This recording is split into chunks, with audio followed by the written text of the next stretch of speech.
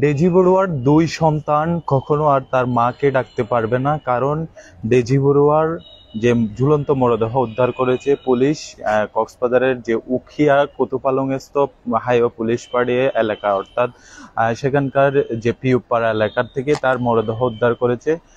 পরিবারের যেটি দাবি সেটি হচ্ছে যে তাকে হত্যা করে তা ঝুলিয়ে রাখা হয়েছিল। আমরা সে বিষয়টি জানতে পেরেছি, এবং যেটি বলা চলে এই মৃত্যুকে ঘিরে আসলে রহস্যের কোনো শেষ নেই। পরিবার যেটি বলছে, শ্বশুর বাড়ির যে অত্যাচার সেটির জন্য তাকে অনেক দিন ভুগতে হয়েছে, পাশাপাশি শ্বশুর বাড়ির লোকজন তাকে মেরে ঝুলিয়ে রেখেছে, এমনটি অভিযোগ করছে পরিবার। আমরা পরিবারের সঙ্গে কথা বলেছিলাম, তারা সেটি বলছেন। এবং গতকাল যে সন্ধ্যা 5টার সময় এই ঘটনাটি ঘটে পিওপাড়া এলাকার কোতোপালং এর।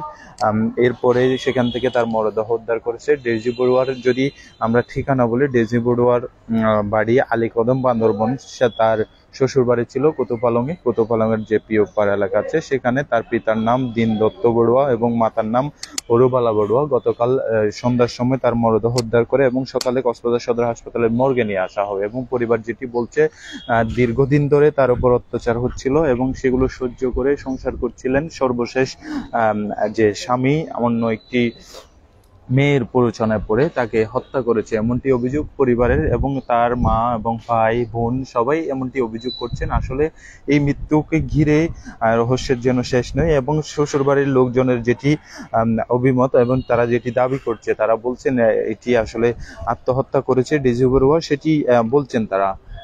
সব মিলিয়ে বলা চলে দুই পক্ষের দুই দাবি। এই মৃত্যুকে ঘিরে আসলে রহস্যের কোনো শেষ নেই। এই ঝুলন্ত মরদেহ আসলে কি হয়েছিল এখন এটি দেখবার বিষয়। ইতিমধ্যে কক্সবাজার সদর হাসপাতালের মর্গে এনেছিল, মর্গে এনে এখানকার যে কার্যক্রম সেগুলো শেষ করছে। এবং এরপরে কক্সবাজারের যে উখিয়ার তার শ্বশুর বাড়িতে নিয়ে যাওয়া হবে না, তার যে গ্রামের বাড়ি সেখানে নিয়ে যাওয়া হবে বলে তার পরিবার সেটি বলেছেন। আমরা চেষ্টা করছিলাম উখিয়ার যে কোতোপালং হাইওয়ে পুলিশ ফাঁড়িস্থ যে পিওপাড়া এলাকায় গতকালকে অনেকে বলছিলেন যে আত্মহত্যার ঘটনা ঘটেছিল। এখন পরিবারে যেটি দাবি করছে এটি আত্মহত্যা নয়, পরিকল্পিত হত্যাকাণ্ড। তার মেয়েকে দীর্ঘদিন ধরে নির্যাতনে করছিল শ্বশুরবাড়ির লোকজন, এরপরেই কিন্তু তাকে হত্যা করে ঝুলিয়ে রাখিয়েছে, এমনটি অভিযোগ পরিবারের। তবে শ্বশুরবাড়ির লোকজনের যেটি অভিযোগ, মেয়ে নিজেই আসলে এটি আত্মহত্যা করেছে, এমনটি অভিযোগ। এই মৃত্যুকে ঘিরে যেন রহস্যের শেষ নাই। পুলিশ লাশ উদ্ধার করে মর্গে নিয়ে এসেছিল ময়নাতদন্তের জন্য এবং সেটি শেষ হয়েছে।